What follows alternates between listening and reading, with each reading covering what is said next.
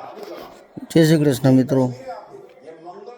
અમે લોકો સવારે ઘરે બહુ થાકી ગયેલા એટલે સૂઈ ગયેલા આપણે। શું ન્યૂઝ જોઉં છું? અમારા નીકળ્યા પછી ભગદડ થઈ ગઈ। ગવર્મેન્ટે બહુ જ સારી વ્યવસ્થા કરી છે બધી વસ્તુની, પણ જો તમે ડિસિપ્લિન નહીં રાખો તો પ્રોબ્લેમ તો થવાનો છે। એટલે કોઈ પણ સરકારને એમ નહીં કહેવાય કે વ્યવસ્થા ખરાબ છે, આ ખરાબ છે। 37 કરોડથી 10 કરોડથી 37 કરોડ માણસ ભેગું થયું છે ત્યાં। તમે ખાલી રૂલ્સ ફોલો કરો એટલે બધી જ વસ્તુઓની વ્યવસ્થા છે ત્યાં। હું જઈને આવ્યો ત્યાં કોઈ જાતનો કોઈ પ્રોબ્લેમ નથી, ચોખ્ખાઈ છે, લોકોને નાહવાની સરસ વ્યવસ્થા છે।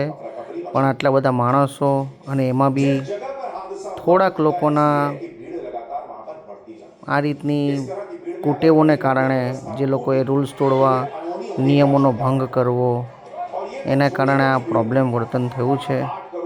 બાકી પ્રયાગરાજ હું જઈને આવ્યો ને મેં જે વ્યવસ્થા જોઈ અત્યાર સુધી કોઈ જગ્યાએ આટલા બધા માણસો ભેગા થાય અને વ્યવસ્થા આવી કરી હોય। પણ આ વ્યવસ્થા જોઈને હું પણ અચંબિત થઈ ગયો કે આટલા બધા માણસો આવે દરરોજના, ને એના માટે જે ચોખ્ખાઈતા ત્યાં રાખવામાં આવી છે, જે રીતનું મેનેજમેન્ટ કરવામાં આવે છે, કોઈને પ્રોબ્લેમ થાય એ રીતનું કાર્ય કરવામાં આવે છે। આમાંથી પ્રશાસન અને સરકારને એમ કહેવાય કે નથી કંઈ સગવડ, આ નથી તે નથી, તો એ ખોટું છે। હું જે સરકાર છે અત્યારે તેનો હું ધન્યવાદ કરું છું ને એના કારણે જે આ વસ્તુ પોસિબલ થઈ છે, જે બીજી ગવર્મેન્ટમાં હું નથી માનતો કે એ પોસિબલ હતી।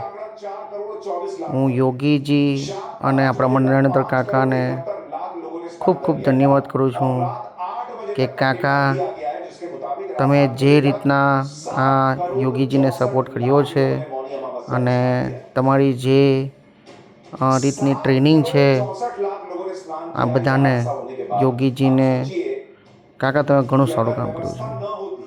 હું ખૂબ ખૂબ આભારી છું તમારો, અને હું ધન્ય થઈ ગયો કે મારા ટાઈમમાં 144 વર્ષનો સંગમ બન્યો અને જે અનુભવ મેં કર્યો છે ત્યાં એ અદ્ભુત છે।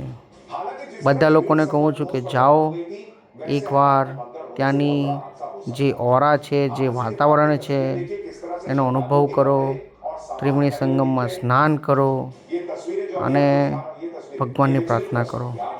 આટલા બધા માણસો ને એની વચ્ચે તમે પછી નિયમોનું પાલન નહીં કરો તો આ તો થવાનું જ છે। એક બે વ્યક્તિના પણ નિયમોનું ઉલ્લંઘન કરવાથી જો આ વસ્તુ બની શકતી હોય તો બધાએ ધ્યાન રાખવાની જરૂરત છે। કંઈ તમે વહેલું સ્નાન કરવાથી 4:30 5:30 બ્રહ્મ મુહૂર્તના ટાઈમ કરવાથી જો તમને બધું જ જો મળી જતું હોય તો એ વસ્તુ કેટલા બધા લોકોને માન્ય લાગે। એટલે તમે ધ્યાન રાખીને જાઓ, બધી વ્યવસ્થા સારી છે। ગવર્મેન્ટને સપોર્ટ કરો, જે ત્યાંની સરકાર છે, જે પ્રશાસન છે એને તમે સપોર્ટ કરો। આ સમય છે એની સાથે ઊભા રહેવાનો।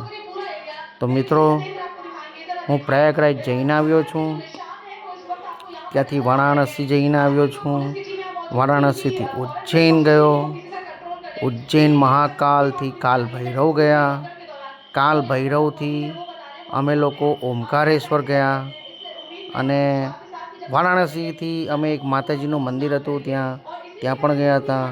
એટલે મસ્ટ વિઝિટ ધીસ પ્લેસ, પણ નિયમોનું ઉલ્લંઘન નહીં કરો ને કંઈ વસ્તુ ખોટી દેખાતી હોય તો ત્યાંની ગવર્મેન્ટ, ત્યાંના પ્રશાસન, ત્યાંના પોલીસ કર્મીઓને તમે સંપર્ક કરો। એ લોકો બધી જ રીતે એમનું હેલ્પ કરે છે। કોઈ પણ જાતનું ભેદભાવ વગર ત્યાં કાર્ય થાય છે અને એ કાર્ય સંભવ છે માત્ર અને માત્ર યોગીજી અને નરેન્દ્ર કાકાના ટાઈમમાં જ। બાકી હું નથી માનતો કે કોઈ પણ બીજી સરકાર આ વસ્તુને સંભવ કરી શકતી। તો હું એટલું જ કહેવા માગું છું હર હર મહાદેવ. જય શ્રી કૃષ્ણ. અને નિયમોનું પાલન કરો. પ્રયાગરાજ જાઓ તો નિયમોનું પાલન કરો. અને જો તમારી એકની સ્વાર્થને લીધે જો આટલા બધી વસ્તુ થઈ જતી હોય તો તમારે જવાની જરૂરત નથી. તમે સ્વાર્થી હો તો ઘરે બેસો, અને નિસ્વાર્થ ભાવે જો જવું હોય તો આ જગ્યાએ જજો.